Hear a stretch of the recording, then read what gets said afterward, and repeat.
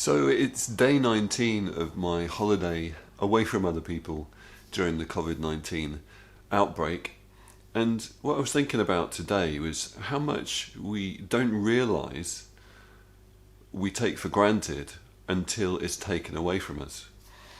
I mean, some things that we take for granted, we don't even realise are things that we can take for granted until they're taken away.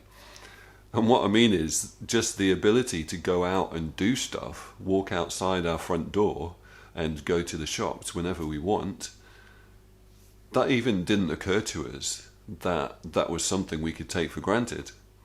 And that just shows how much we've taken it for granted and how much we've failed to appreciate that freedom that we've got to go to the shops, to go to the beach, to go to the cinema, and to go and enjoy going wherever we wanted, to see friends and go to church and go to work and stuff like that.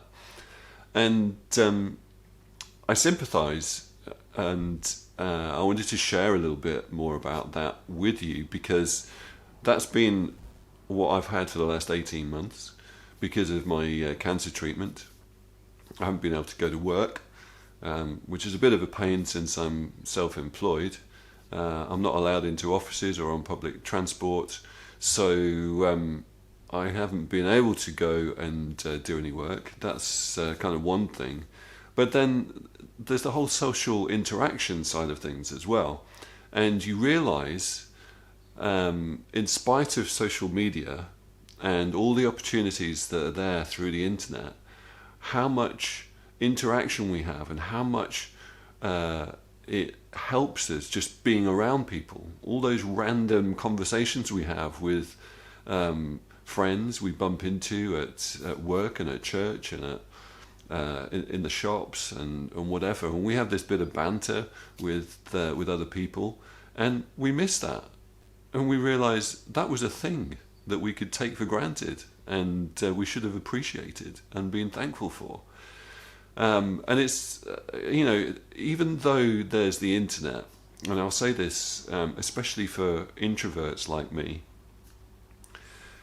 you have to be more deliberate with keeping up interaction via the internet. So, whereas when you're at work or at church or in a social setting with someone, you just have conversations. It just happens because you're there and you're with people.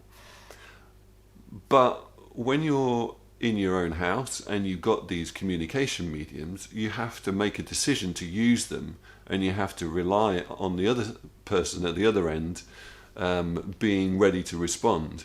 And it's kind of like introverts don't normally just randomly pick up the phone and call people. There's always that nagging thought in the back of their mind saying, what if they don't want me to call? What if they're busy? And, once you get past a couple of those questions, you don't do it.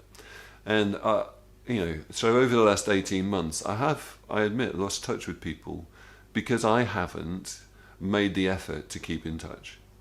And I've realised how many people I've only really kept in touch with because I happened to meet them in various different social settings.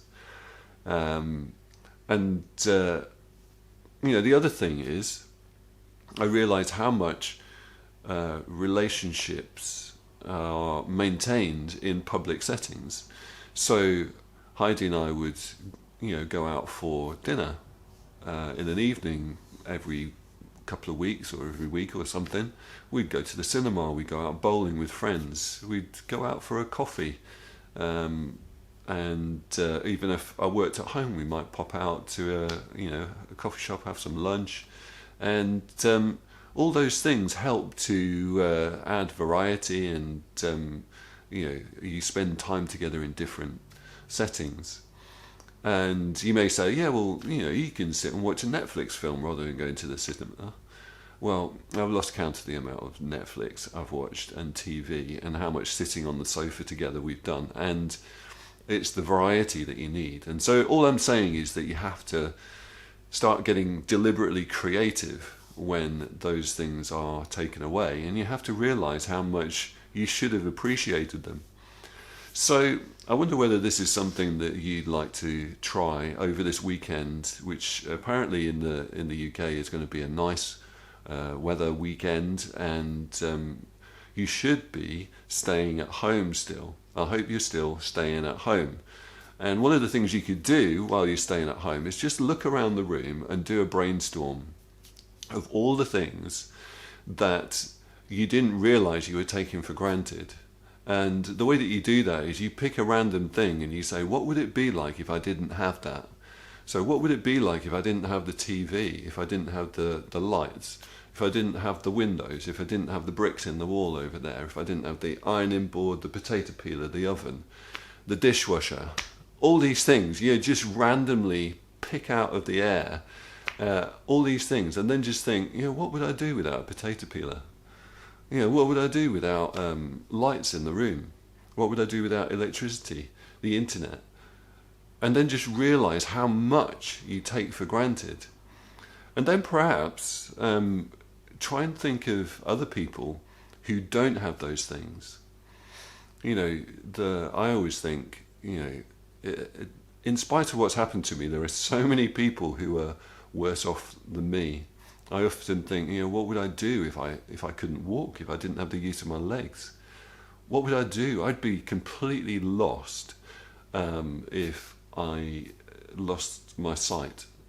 What would I do? All those things that you take for granted. And I think once we do that kind of brainstorming and thinking about appreciation and taking things for granted, it can help us to become a little bit more positive about things and open our eyes really to how blessed we really are. And that's all I wanted to say today. I hope that's helpful for you, and I'll speak again soon.